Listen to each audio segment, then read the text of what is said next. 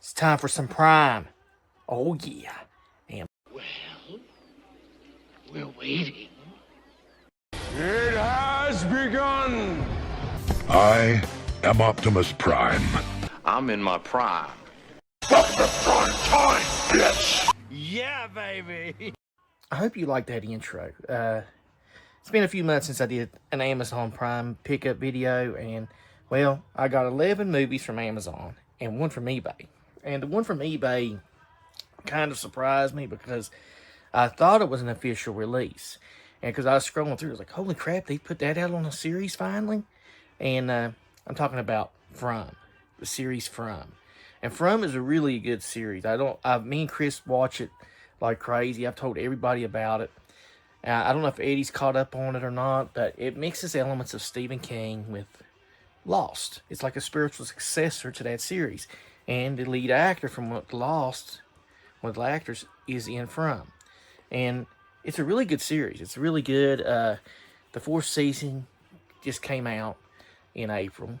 And they renewed it for one last final season. And it's MGM's Plus's highest rated show. And everybody's like, hey, you need to keep it going. Because it's the one everybody watches. But I think they're going to try to end on a high note. They're not going to try to stretch it out. Even though there's so many mysteries and it could go on and on. It's just, you're like, what is this town, man? What is this town? So weird, Or it reminds me of the coal fields here in West Virginia, like they're all down and stuff. That's what the town reminds me of. Because I've drove through there and I've seen areas like that. I'm like, man, this series must be taking place in West Virginia. But moving on from, and oh yeah, I'm going to say this. This I thought was official release, but it's not. It's a bootleg. And when the official release comes out, I'll pick it up. But this was a nice price, and it works, and everything's good on it, It's sometimes these bootlegs can surprise you. Now we'll go on to the other movies.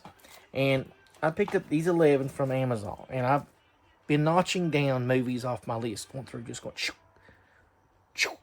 Okay. One of the first ones I picked up was Trancers. Trancers is, I was trying to get this whole series with, God, what's his name? Tim Thompson. I think it's his name. Yeah, Tim Thomerson. Yeah. I'm trying to get this whole series. There's like 5 or 6 movies. I've got the first and the third one now. So I need to get the second. And all the way from, I think Eddie's got the whole set. I think he said he put it out in a set. So I gotta hunt more of these movies down. Because I remember watching the third or fourth one on cable back in the day when it was on Showtime or Cinemax. Those were the days, folks. Those were the days. Now, here's another one that I remember from the 80s. And now we're going to get into the comedies. And I picked up, I think, like 6 comedies here. 6 or 7, maybe 8 comedies. I like me some comedies. I picked up Madhouse with John Larroquette and Kirstie Alley. This one is a funny one for the fact that these two are yuppie type people in the 80s. He's an executive and she's a newscaster. And I always remember the part where, because something happens to the neighbor's house and they invite him in to stay for a while. The family comes and she's like, they never leave. And the cat is a running joke. The cat keeps just getting destroyed, gets killed over and over, and there's like 9 lives for the cat. I always liked it. I thought Madhouse was one of my favorite comedies back in the 80s. I used to watch it a million times. It's like one of those comedies I liked. Now, here's something from the 80s, and I kind of wish that I had gotten, there's a set out with this series. There's like 6 or 8, I think there's 6 episodes here, and they put out the 3 movies together. But I didn't know it. I've already got the 3 movies, but this is Police Squad. And I remember Eddie picked this up at that, back a couple years ago, at that one lady selling movies, and I was like, man, I'm going to get that one day. I'm going to get it. So I was like scrolling through, and they was having a sale, and I think they marked this one down. I was like, I'm going to go ahead and get that. And Police Squad was ahead of its time. It was the cutaway gags, the jokes. People didn't know what to make of it. And it would actually go on to be placed on, it basically would lead into those 3 movies later on. With OJ and Norberg and all this stuff. And those 3 movies went on for a couple years. And Leslie Nielsen, Frank Drebin, Police Squad. I'm Lieutenant Frank Drebin, Police Squad. Now, this is one I picked up in April. And I remember talking with Eddie about this one. And I was like, you know, I need to get these movies. I'm surprised I don't have them. And it's the Addams Family movies from the 90s. Addams Family and Addams Family Values. And this one, I think, had Raul Julia as Gomez. And he loved making these movies, and he loved making Street Fighter. Street Fighter was for his kids, but man, this was a fun. These two movies were fun. These two movies were just fun movies.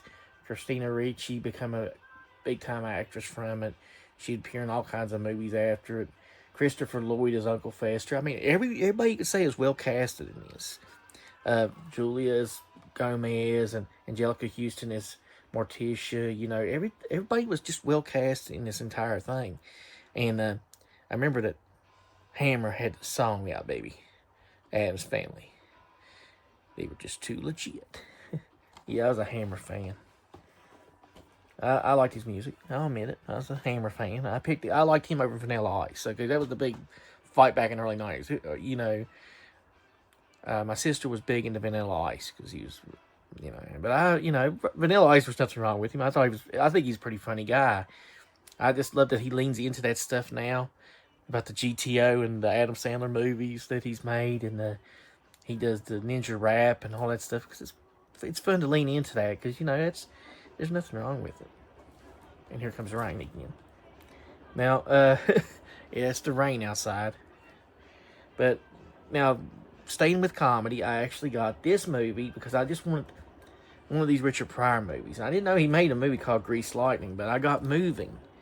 And this is when Richard Pryor is moving. He's moving with his wife and family to a new place, and I always remember Dana Carvey and takes the moving truck, and he goes out there and he beats the living crap out of it. I mean, I think King Kong Bundy's in this one. I think he's one of the people that he beats up in this movie because he loses his mind. He just snaps. You know, he wants his furniture, and he just like, and I think he rides back and says, "Honey, I got the furniture," because he's, you know, because they were just shocked because he just loses his mind and just beats the crap out of them. But now this one was a cool set, and this one was actually sold pretty cheap. But this one actually had like 4 or 5 movies I actually wanted off my list. And yes, Eddie, it has Ghost Dad. There it is, Ghost Dad. But it had Sergeant Bilko. That's one I wanted. The Wizard. It had Cop and a Half and King Ralph. And I remember Ed. So it had 4 or 5 movies. I heard Matinee is actually a very good movie. It was unique for its time in the 90s. So there's like 1, 2, 3, 4, 5, 6, 7 or 8 movies on this thing that I'm pretty happy with. Now, staying in comedy, one of the things I'm collecting is the Saturday Night Live movies, the direct spin-off movies, right? Like, I've got MacGruber a couple weeks ago, and I just need Coneheads, and I need, I think I need Stuart Saves His Family. I think that might be the last 2 I need, because I've got Wayne's World and The Ladies' Man, and I'm always getting these movies like that. So, this one, it's weirdly, this movie is becoming pricey now. And I think it's because it basically didn't do well at the box office, and the DVD release of it's starting to slowly go away. And this movie actually come out. If you're watching this, Eddie, Chris, if anybody's watching this movie actually came out because this is based on the character from the Saturday Night Live in the 80s, late 80s, early 90s, Pat. And the movie's called It's Pat. It's Pat, you know. It's just one of those movies that, you know, it didn't do well at the box office. And for some weird reason, Apple wants $20 to buy it on their digital store. I think it's just becoming pricey. I think it's getting ready, you know, it's one of those movies that's getting ready to go away, that you don't hardly hear about. You'll never be able to buy it physically. And like I said, it's not as heralded as Wayne's World or The Ladies' Man or MacGruber or Coneheads. You don't hear about that movie. Like, It and Stuart Saves His Family are 2 movies that goes under the radar on movies on Saturday Night Live. We're getting to the final movies now. The final comedy. And this one is one I got back in, I think, late March, or no, early May. I got this in early May. And I was wanting this movie for a while. And I was like, okay, I'd like to get this one. It is Mystery Men. And back in the winter, I talked about this movie. And I think Eddie said he had it. And I said, yeah, I'd like to get that. I'd like to get Mystery Men. And it's at the time, the first superhero explosion had started. And Dark Horse was optioning off movies like The Mask, Time Cop. Well, Mystery Men was one of those movies. And the director casted Paul Reubens, Ben Stiller, William Macy, Janine Garofalo. Hank Azaria. He let these comedians do what they wanted. You know, he's like, hey, if you want to ad lib, let's try it. You know, and he was very open to that. And the movie didn't do well at the box office, but it became a cult film. And over the years, Ben Stiller's been asked about a sequel to it. Well, Stiller says kind of reluctant now. It's not going to happen because Paul Reubens passed away. And they all had these special goofy abilities. Like Ben Stiller was Mr. Furious, where he gets so mad. And the shoveler was my favorite. He's like the shoveler with his special ability to shovel. Yeah. I like the one character was Mr. Invisible, where people would forget he was there. And Janine Garofalo would throw a magic bowling ball. And she don't like the movie, weirdly. I don't know why. I mean, and it's really a good movie with her. You know, it's really a good movie. There's a lot of people's just, mystery about why they don't like movies that they're really good in. I mean, I like Janine Garofalo. I think she was misplaced in Saturday Night Live. I think that she just never did work in that type of series, and I think that whole year was just bad. That one year she was in the cast, because I'm a big Saturday Night Live fan. I know the history. I've got the book, and she took a lot. There was a lot of stuff going on, but she was good in the Ben Stiller show. She's good in certain things, and she was good in that movie. I'm not gonna deny it. I just wish she liked it. But moving on, I got one horror film in this. One horror film. This is just really weird for me. I only got one horror film. And it's a sequel. It's Happy Death Day to You. Happy Death Day, the first one, was a great time loop film. I love films that mess with time travel, time loops, alternate universes. So this one was one that, I was like, okay, there's a sequel to this. We're back in the time loop again. And they got to find the killer. And I thought this was pretty cool because the character keeps dying and she keeps coming back. She's like, okay, we're going to get closer to solving this. It's really kind of cool. I like time loops like Groundhog Day like that. And Happy Death Day was really nice to work on that. Well, the sequel doesn't do as well, but I can't wait to watch it. Like I said, I love those type of movies. Now we're going to get to the final two Blu-rays. And there's actually one horror film, and it's actually a horror Blu-ray. So there's two horror films I picked up in this month. But first, we're going to get to some action from the 80s. And Eddie made me remember this movie. He's like, okay, you don't have Kroll? And I was like, no. And I was like, and that was back when I was making my list of movies. I was like, I got to get this. I have to solve that situation. So I picked it up. I picked it up on Blu-ray. Kroll, yeah. A world light years beyond your imagination. I like all these 80s sci-fi films like this, man. They were like big ideas. They were trying new things. And Kroll was one of them. And finally, the last one I picked up. And this one was really nice. I like this one. It is from the early 80s. It's Nightmares. Now, Nightmares is a unique film. It's starting to, I think this is the last copy I could find on Amazon. On Blu-ray. He didn't have it in DVD. So, there's 4 stories in this. And the Emilio Estevez story is one of the key ones. And Estevez plays a guy addicted to playing a video game. The coin-operated video games back in the day. He gets addicted to this game. And I was like, okay, I got to get that.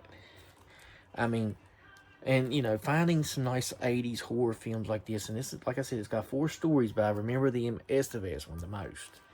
So, I was kind of happy to get that. So, this is nice. But that's my pickups. That's my pickups for the months of March, April, and May. So, I'm kind of happy. 12 pickups for the collection, and whittled my list of wanted movies down. So knock them all off. So I want to thank you for watching this video, and I hope you all have a good spring.